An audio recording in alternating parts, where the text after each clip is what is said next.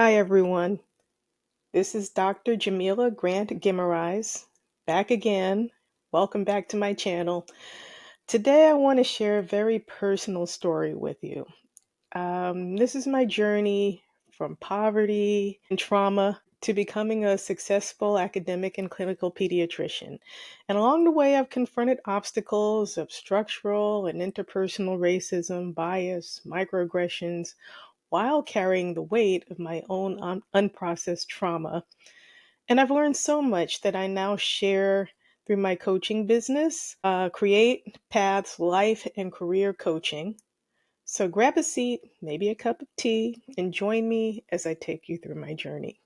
So I was born into a world where my parents were themselves grappling with a lifetime of unprocessed trauma. And their pain and struggles meant that they weren't always able to be supportive and to be the anchors that I needed as a child and as an adolescent. People who know me have commented that I must be so proud of myself, and I should be so proud of myself for having become a successful physician.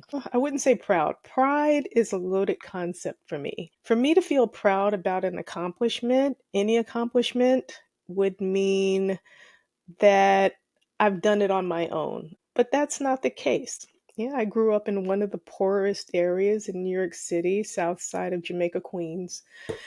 And yes, I'm the product of underfunded and overburdened New York City public schools. And yes, my family is one of dysfunction, self medication, addiction, but I could not have and did not make it alone. My parents, my aunts, my uncles, teachers, neighbors, they all contributed to my survival and success in their own way as much as they could. So, no, I'm not proud per se, but I'm honored and I'm extremely grateful. And I know to whom much is given, much is expected. So I grew up in South Jamaica, Southside Jamaica, Queens, like I mentioned, a neighborhood that it was pretty poor. The schools were not great, but I got from them what I got from them. I loved school when I was a kid, and I did really well up until high school. So I didn't always have a lot of friends. And now that I did, I was excited to have friends. And I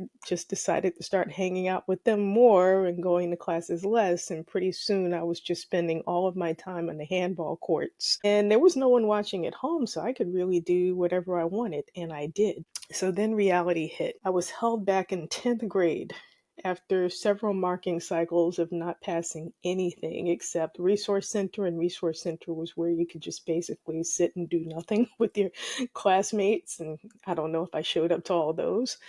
And maybe gym. Maybe I passed gym.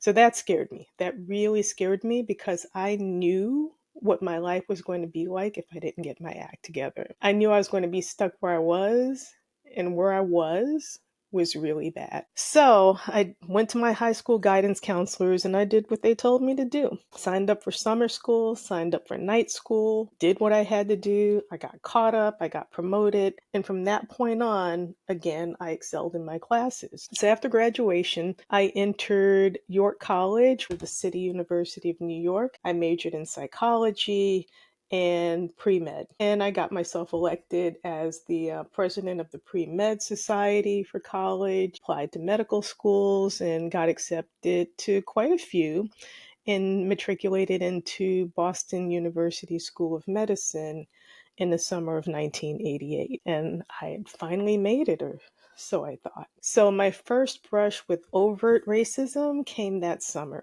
I was walking back to the main campus and I heard a lot of ruckus behind me, and this was broad daylight on a Sunday. And these guys in a Jeep with the top down, bunch of white guys, clearly seemed drunk, chased me. They hurled beer bottles at me. They were screaming vile slurs like NB combination. You know, you can figure out what that is, among other insults. So I ran back to campus, got on the phone, called my father. I said, "No, I'm not staying here."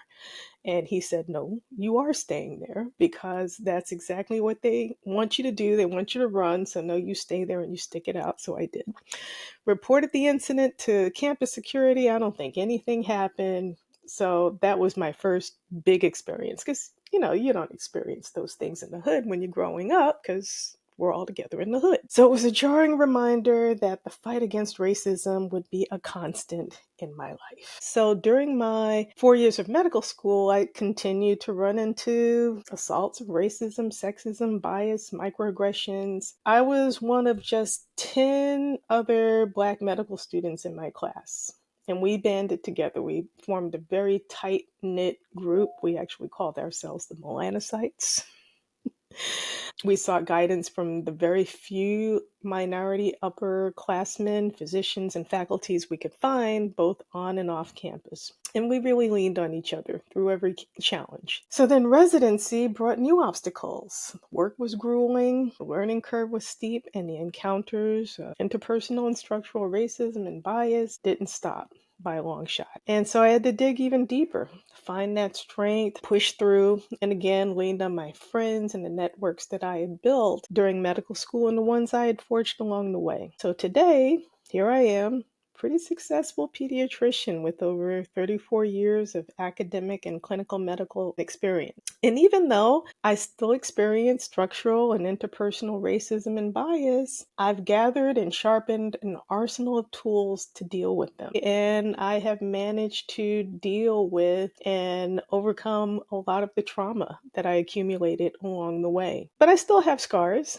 But those scars have given me empathy, resilience, and a burning desire to help others. And that's why I started my coaching practice, Create Paths Life and Career Coaching, to work with medical students, residents, and practicing physicians from historically underrepresented and marginalized groups, guiding you through similar challenges. And I want to make sure, whether you're just starting out or deep into your career, that you have the emotional, physical, and spiritual support that you need to give your best to your loved ones, your patients, and your communities. So together we can pave a way for future generations as well. So that's pretty much it for now. Thanks so much for joining me for this journey today. And I believe my story is a testament that no matter how dark the path may seem, and it does get dark sometimes, there's always a way to find light.